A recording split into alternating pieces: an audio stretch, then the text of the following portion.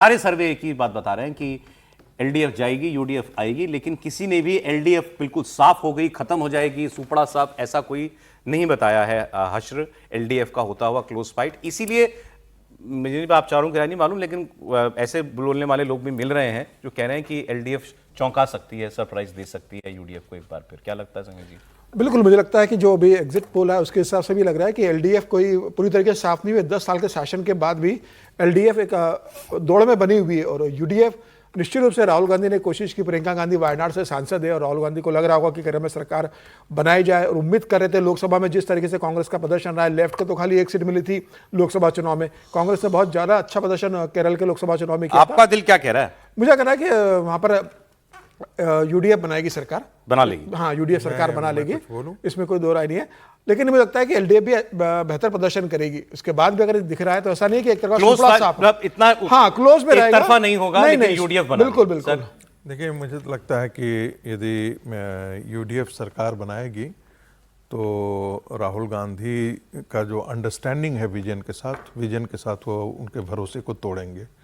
क्योंकि उनका ये है कि आप जो है वो विधानसभा में आप जीतते रहिए और लोकसभा में हमारे लिए थोड़ी मदद कर दिया। चुनाव लड़ा, पब्लिक को थोड़ी पता है अंडरस्टैंडिंग। अब आप एक बात देखिए, हमेशा वहां पर बदल जाती थी। क्या कारण है कि पिछली बार नहीं बदला? पिछली बार भी हम लोग यही कह रहे थे कि चुनाव जो है जीत रही है, यूडीएफ ही जीतने वाली है और मामला पूरा का पूरा अपने पक्ष की बात बताइए ना, भाजपा कहाँ है इसमें? हम भाजपा से हमारा क्या लेना देना है सर? आप तो ऐसा बोल रहे हैं।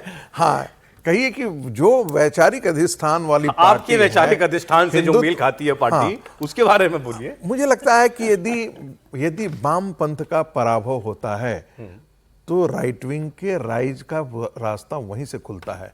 तो इस बार आप जरूर देखेंगे कि यदि लेफ्ट विंग यदि सत्ता से बाहर निकलती है तो अगली बार आप चुनाव में देखेंगे कि जो राइट विंगर जो है वो लेफ्ट के साथ वोट देते थे। चूंकि मुस्लिम लीग के साथ कांग्रेस पार्टी खड़ी होती थी, इसलिए आने वाले दिनों में आपको लेफ्ट जाएगी तभी भाजपा आएगी। बिल्कुल। एक लाइन में बोलिए, ये बहुत कंट्रास्ट की बात कर रहे हैं जो केरल में जो हुआ है। बल्कि मैं सोच रहा हूँ कि जो हमारे सर्वे वाले लोग हैं उन्होंने एलडीएफ के साथ बीजेपी को क्यों नहीं जोड़ा है। एनडीए का वोट शेयर उन्होंने बताया 13.4। सर वोट शेयर नहीं आया तो बता दूंगा, मैं बस लूंगा। एलडीएफ का वोट शेयर उन्होंने बताया 39.5, यूडीएफ का वोट शेयर बताया है 41.7। तो वोट शेयर में कितना हो गया? ये लगभग 2% का अंतर है। और एनडीए का वोट शेयर बता रहे हैं 13.4।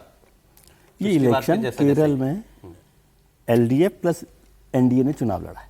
ठीक है, मैं दूसरी बात बता रहा हूँ आपको। एलडीएफ मतलब लेफ्ट पार्टी और बीजेपी एक साथ मिलकर चुनाव लड़ा है। बोलने पर पूरी बात तो सुन लो मैं सर पूरी। तभी तो आश्चर्य आ रहा था, आपने बीच में ही रोक दिया।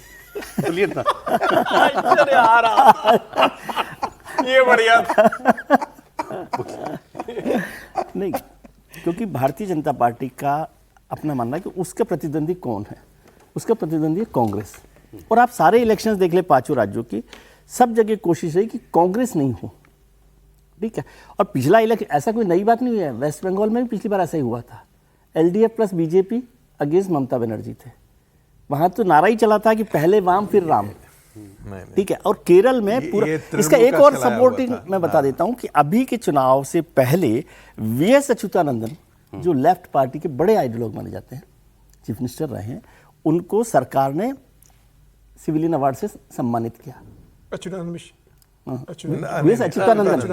ठीक है, और पूरा नहीं, मैं सीरियस बता रहा हूं आपको कि एलडीएफ प्लस एनडीए इस इलेक्शन को लड़ा और इसलिए ये इतने क्लोज फाइट पर आप दिख रहे हैं कि आपकी बात को कहने का दूसरा तरीका सर ये है कि भाई पंथ में रहते हुए राष्ट्रवादी थे, ऑर्गेनाइजर के लिए भी काट लिया।